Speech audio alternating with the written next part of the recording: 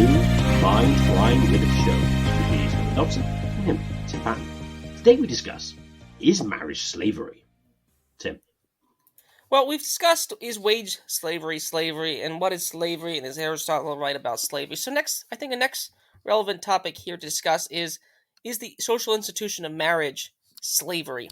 If you ask the men's rights advocate, for example, not that Sean Gabb is one, but Sean Gabb was on a show with Todd Lewis and Keith Preston, and Sean Gabb made the comment that, the modern court system is somewhat set up against men and fathers, for example.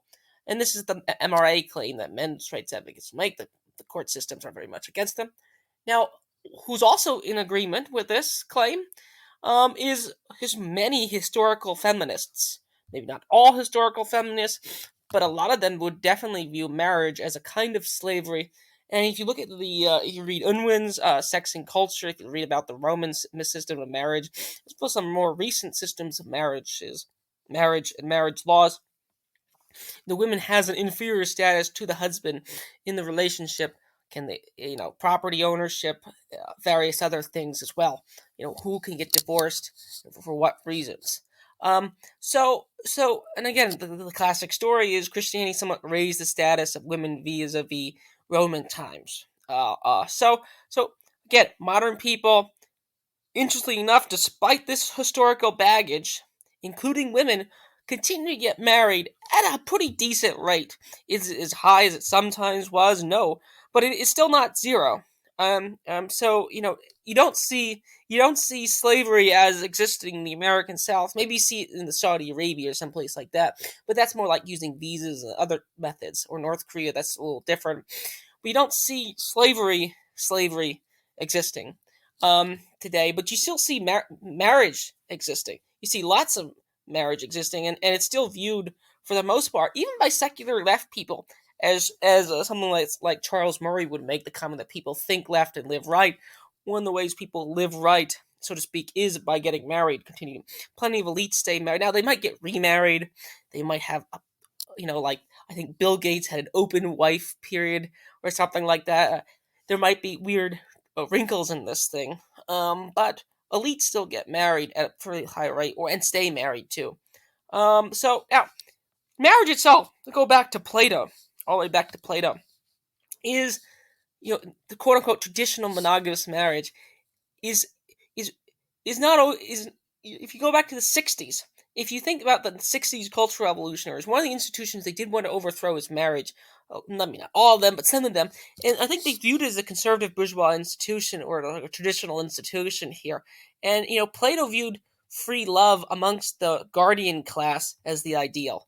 And I think many of the 60s cultural revolutionaries would say the same thing, that free love is the radical position, not some kind of monogamous or semi-monogamous relationship here, which is what marriage is. So now again, Plato, of course, was an egalitarian. He only viewed it as a ruling class. But if you take some modern ideas of equality seriously, that just basically mean everybody. So it's an interesting.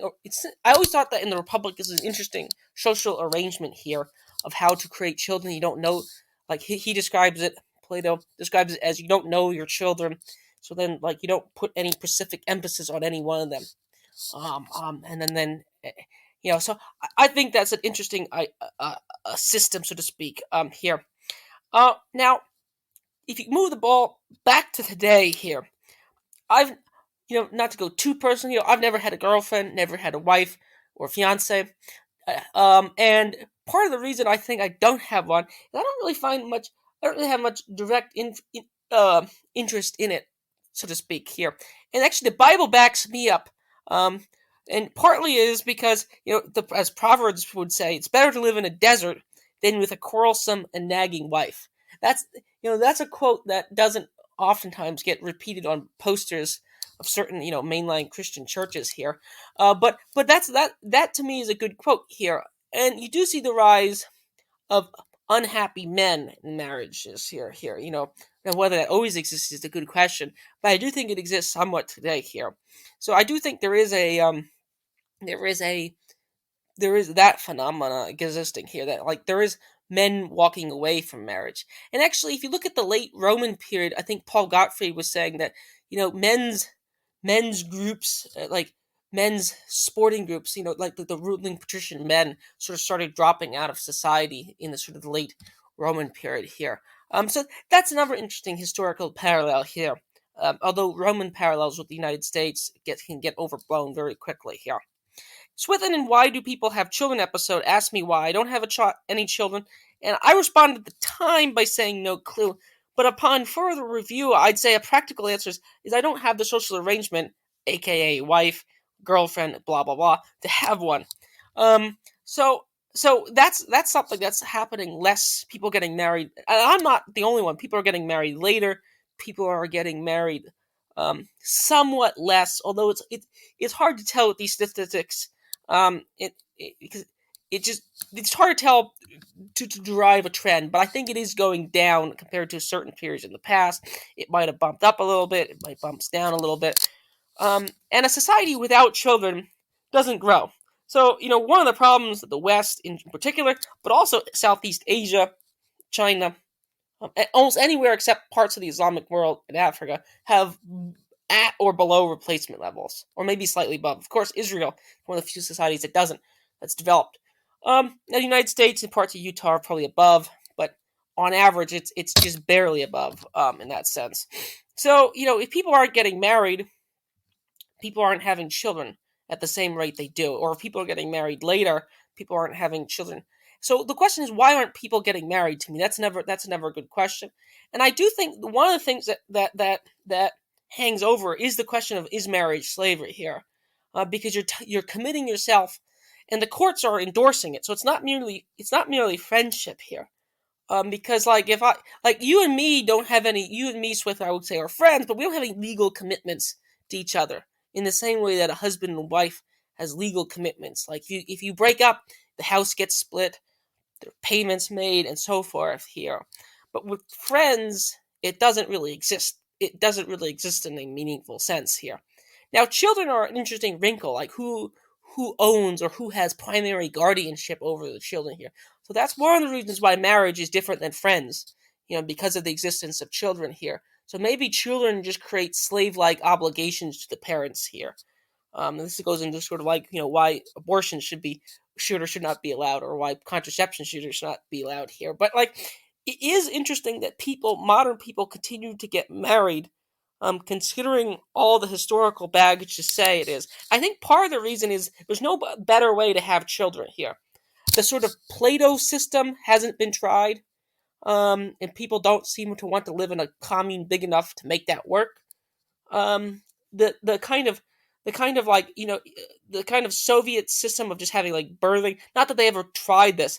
In this sense, the Soviets, for all their revolutionaryism, end up being quite traditional, as with most communist regimes. They basically, after a period of time, kept the family system intact, too, which is another interesting wrinkle here. And we see even, ironically enough, East Germany seems to be more trad at this point than West Germany. That's a very strange historical wrinkle to this equation here. But marriage does seem to use a Neil Ferguson sense, a killer app in social evolutionary terms, in the sense that the only way people generally have children is through this institution.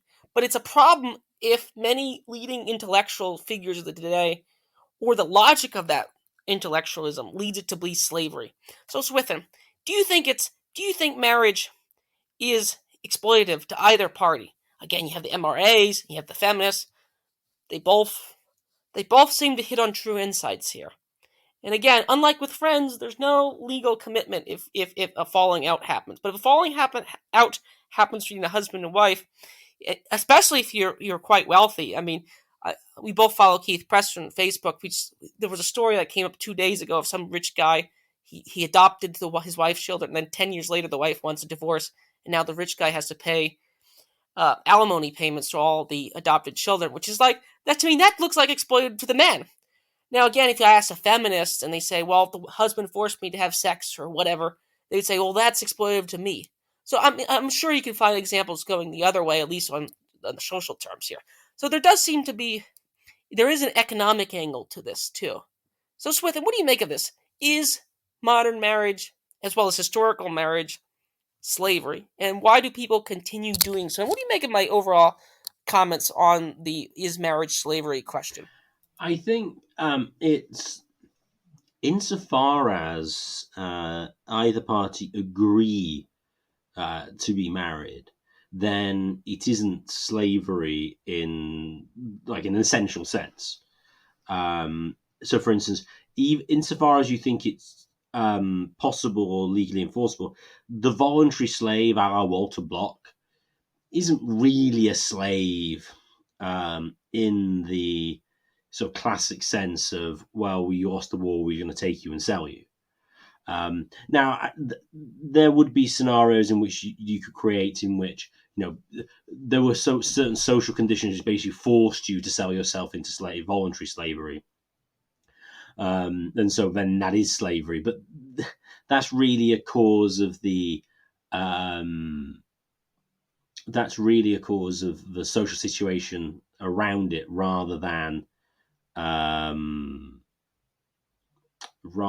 the actual marriage itself. And in the West, at least, marriage in the Christian West, has always required consent of both parties. Now, you can say, well, there's a social pressure to do it, but I mean, you can always say that. I mean, the idea of like forced marriage as such, which is conflated with arranged marriage, which is unfortunate because it muddies the differences. Arranged marriage doesn't necessarily mean forced marriage. It just means, well, your parents have varying different types, various levels of interaction in forming it, but you're not forced to marry. Now, so in a sense, you have voluntary obligations. That said, under the current legal arrangements, does it impose sort of unjust obligations on various parties, especially in the case of divorce? To which the answer is, well, yes. It does seem to me that the way in which a lot of modern marriages play out is that it's basically a way of the wife taking a lot of money off her husband. I mean, in the situation you mentioned that Keith had mentioned with respect to alimony payments, I mean, weren't even his kids. I mean, how can you claim he has some sort of additional obligation to them? Now, I suppose with children, you can have a positive obligation which you choose to take on. You could argue in the exception of rape, that you've taken on and it's not contractual. And so, if you take the view that you can have positive obligations which you sort of take on voluntarily, which is what the legal system essentially believes, then, well, yeah, those obligations are not necessarily unjust, but in certain practices, they clearly seem to be. It's interesting as well, you're saying about how the think left act right, because the divorce rates are significantly higher amongst the lower classes than they are from the rich in most cases. Historically, unusual because historically it was only the rich who ever really could afford to get divorced. And that kind of free love, sort of open marriage kind of stuff, I think the Bloomsbury group did that in like the 20s. So the upper classes tried a bit of this more sort of open relationship type stuff, but they never really went for the open raising of children particularly, because I think you point out it simply doesn't work. I mean, children are annoying, and unless they're yours, you don't feel like you have the obligation to kind of raise them. When it comes to, and so with that, I do think that even if it's the case that the birth rate is low, people generally have, at least in the West, I get the idea of what they want to do is this. If they've got a girlfriend, they want to buy a house. And once they've bought a house, well, they can get married, then buy a house. But you basically got to buy a house, then get married, then have children. And then that's the socially acceptable way of doing it. Because it's the idea, it provides stability. And implicitly, people recognize that you need stability for children. On the marriage numbers, it's difficult to tell because you tend to only get cross-sectional data on the number of people married. But I talked to a sociology guy I know, and he reckoned it was probably upwards of 90% of people who were married in their lifetime at some point, probably 1995.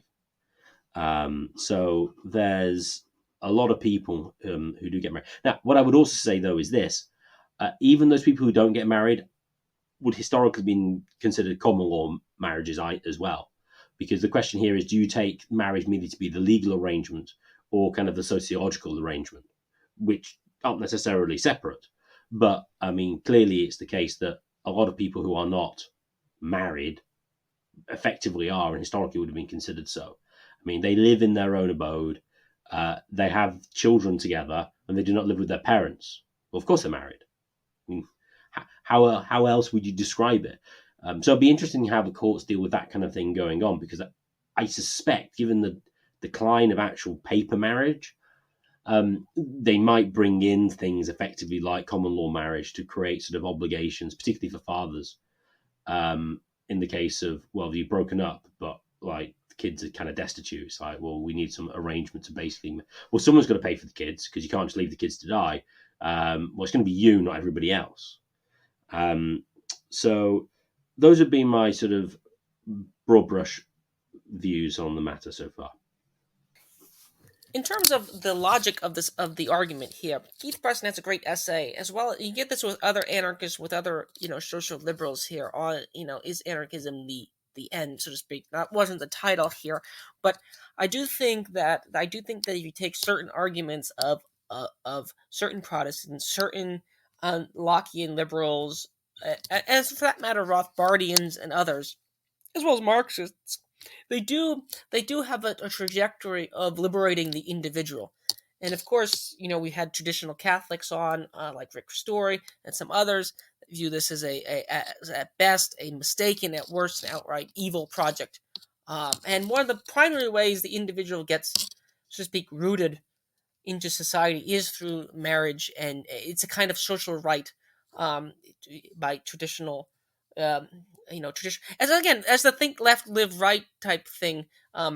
Even the quote unquote upper classes who are quote unquote liberal, quote unquote left wing, tend to get married anyway, or they might get remarried. They might have all these other institutions and quirks, but again, those all always existed for the elites anyway.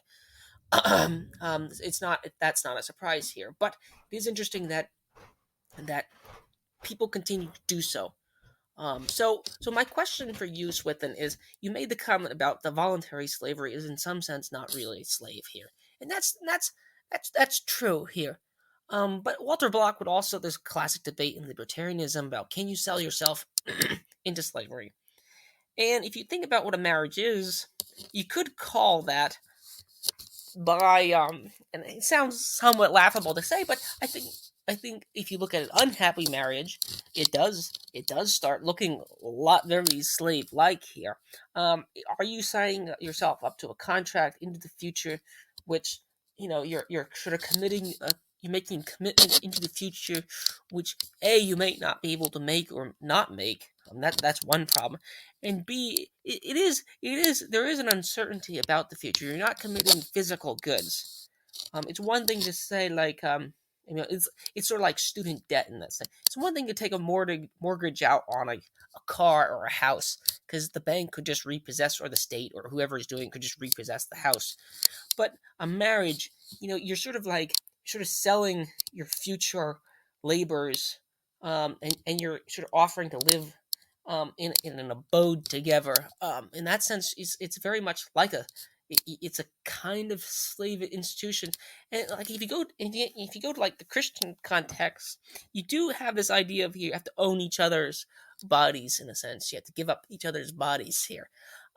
So by logic, I think we've had Rick Story on this topic. I think Rick Story would say there is the goal to liberate the individual. Would the you could say that marriage is a form of hyper, like freedom. You actually freedom to go do something. It's sort of reactionary version of freedom here. But do you think the end of this is the abolishment of marriage? Again, you just on a quick aside, as I think Michel Foucault or Glenn Greenwald is pointing out, that gay marriage wasn't always the goal for certain members of the gay community. They viewed marriage as a sort of conservative bourgeois institution they wanted to get away from. Again, more about free love rather than, getting married and having kids here. And this goes back to Giles Fraser and some of the liberal Christians who have long supported gay marriage here, which I find, again, I always find this sort of interesting here. So Swithin, what do you make of this? Is it a form of slavery? As you stated with Walter Block, voluntary slavery is a contradiction in terms, but then or is it? Or is marriage then voluntary in that sense? Swithin? Well, what you state about marriage is kind of the traditional sort of libertarian position. I think Rothbard held the view that you should just be able to dissolve it unilaterally. Don't want to do it anymore, leave, and have no sort of legal obligations. Now, I think there are various. I suppose it's what positive obligations can you put on yourself in the future. It tends to be the case that people are against specific performance, and actually, to be fair, historically, people with marriage, they haven't insisted on specific performance. So, for instance, if you're having an unhappy marriage, for instance, it's not the case where you have to live together and have sex and stuff and be sort of a married couple. I mean, I think there's always been the case that you've been allowed to engage in sort of judicial separation, but you live in a separate, physically separate household. Really, when it comes to divorce, the thing that it allows you to do is to get remarried, and that's really the nub of the issue, is whether one should be able to be remarried or not. Now, even that, but that is a restriction, and so taking sort of like standard sort of like normal contract theory, if you don't hold to specific performance. So specific performance, just to note, if I be clear, is suppose I say I will sing at your venue in 2 weeks' time on Friday, but I decide I don't want to. I can't just pay you like compensation if you insist. Like, you're bound to the contract. You have to turn up, because you've promised it, and otherwise you're essentially stealing from the people you agreed to perform for.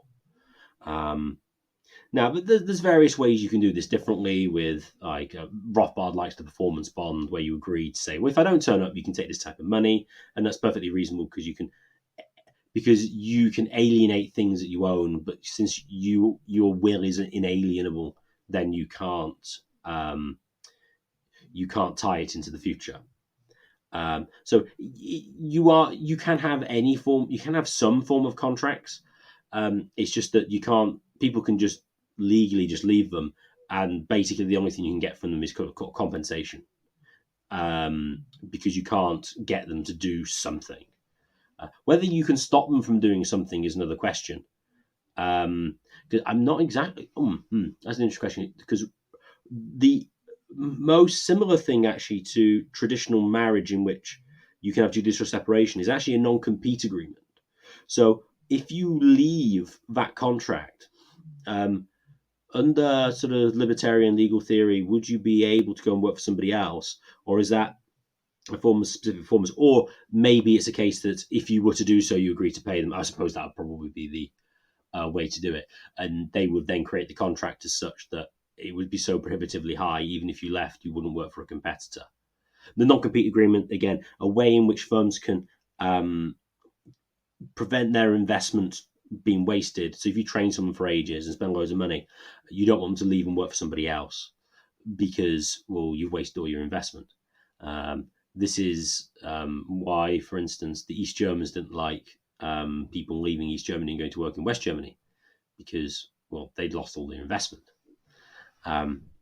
So it's kind of similar to that. So, but yes, I mean, it does have slavery-esque qualities. That's true. Although the question then arises, well, is all slavery bad in that sense? I mean, we discussed, whether a long time ago, whether Aristotle was right on slavery, because you could argue that, it's good for the party in question that they shouldn't be able to get remarried, because ultimately the goal will be for them to be sort of reunited. And I've known a number of people who have, I know people who've known people who have got divorced and then remarried the same person to whom they divorced. English is wrong there, but you get the idea. So, I mean, Yeah, I mean, yes, I would agree. There are sort of specific performance aspects to a sort of a marriage contract which don't exist normally in any other form of contractual relation, and you could describe that as slavery-esque. I think Rothbard would, but I don't think that's necessarily a bad thing. The comment about things being easily dissolved, I think, begs the question of, is it a marriage in the first place? So I've always, like that was sort of famous for the Kardashian and some basketball player who was only married for like 2 weeks or something like that, and they got divorced right away. There is a certain degree of, as Peter Hitchens would say, it's easy, if it's easier to get out of a marriage than it is just to get out of a car loan, then is it really, does it really mean, and is it worth even the paper that's printed on? If you're playing Monopoly, like you can play a game. I think it's called the Game of Life, and I think you can marry one of the players. But it's like it's irrelevant here. I might be mistaking the rules in the game, but it's sort of like a fake. Um, so there's a certain degree in which if the courts and society or the state or the church, those are sort of institutions of authority here, don't back up the claim, then is it just really a kind of thicker version of friendship here, to use the thick thin analogy here? It doesn't. I mean, it doesn't really mean, it doesn't really mean anything unless there's social pressures to mitigate against it.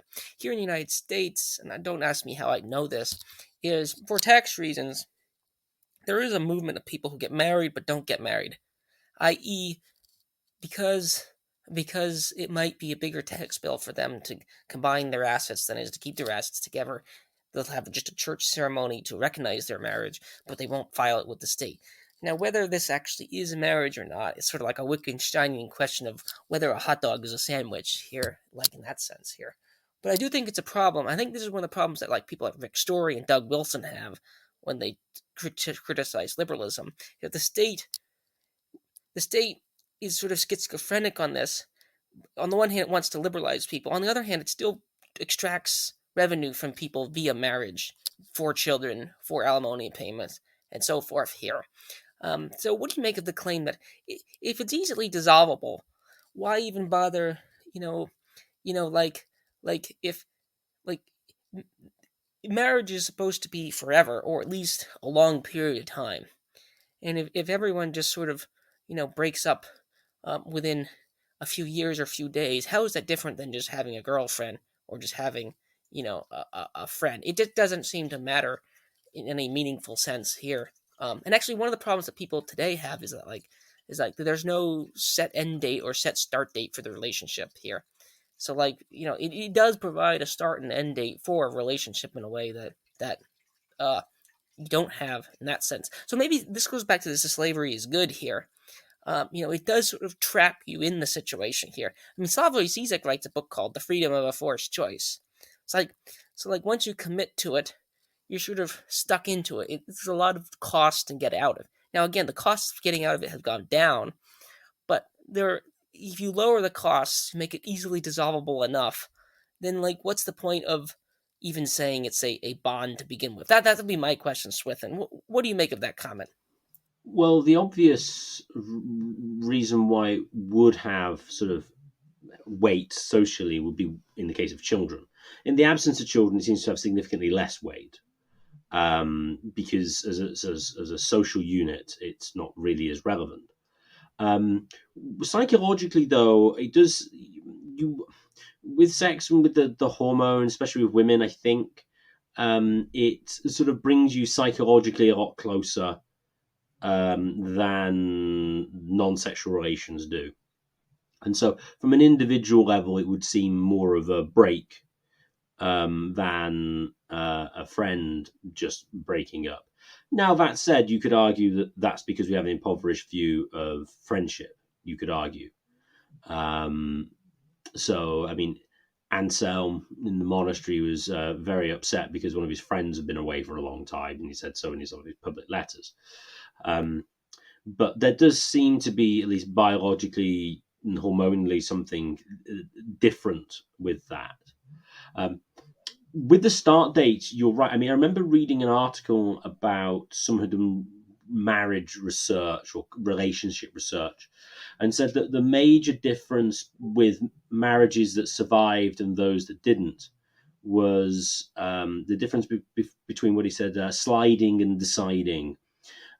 In the case of like having children, like just hooking up with somebody and then move in together, then have kids, it's kind of like, you're kind of sliding into obligations. And whereas if you go for a more traditional route, which is we don't have sex until we're married, but we make the decision this is actually a good idea, then the probability that the end result will be better is a lot higher. And that's apparently borne out in the empirical data. I don't remember what the data is, but I mean, it would make sense if that was true, because who would you think would make more money on investments? People who have thought about how they're going to invest and put their money in and engage in that, or people who just go, well, I just put some in jams and go, we're already there, we're already with this company, so I may as well stay.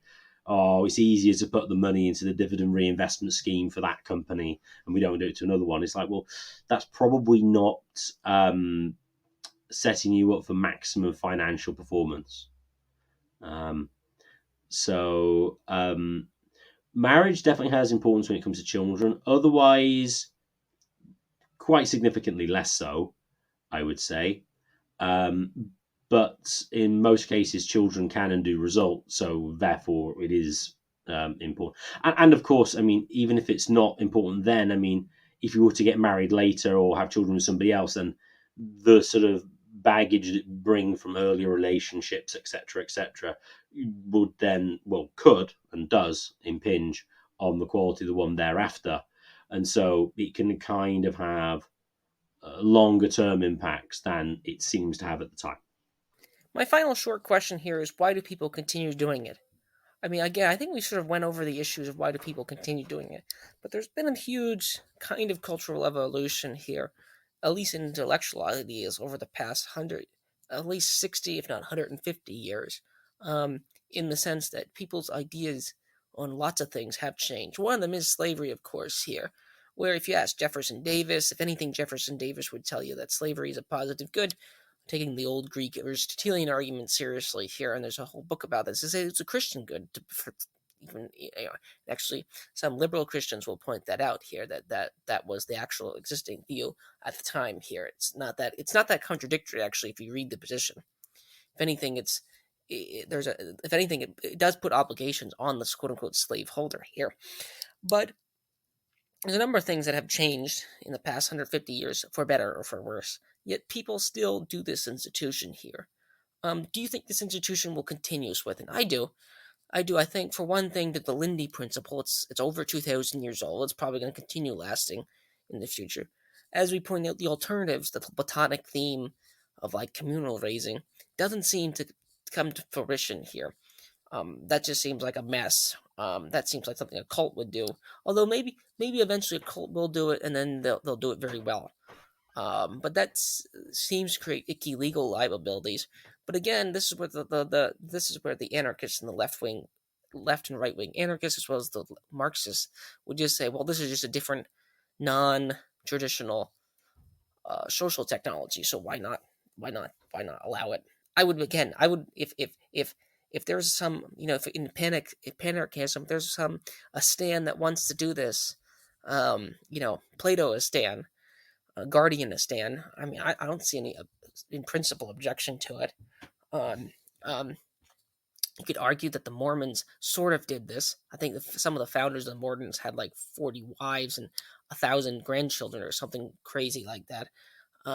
But I do think it is interesting that this institution still sticks around despite all the criticisms that were made of it. So then, what's your prospect on it? I mean, that's my final question here on this episode here. I do think it's slavery-esque. I don't, maybe it's not slave-like or slave-analogous, but I do think it's slavery-esque. What do you think of the long-term or the medium-term prospects for it? Despite all the criticisms made by feminists and MRAs, people still continue to doing it in spite of the criticisms made of it, including many of the people making the criticisms themselves. It's funny to see people criticize marriage. And you ask them what are they like? Thaddeus Russell, for example, was married. I'm not sure if he's still married here, but various other people have the same sort of performative contradiction problem here too. Swithin, what do you make of this? I would say what's clear, I think, is that if people have children, they will pair bond and they'll not do it collectively.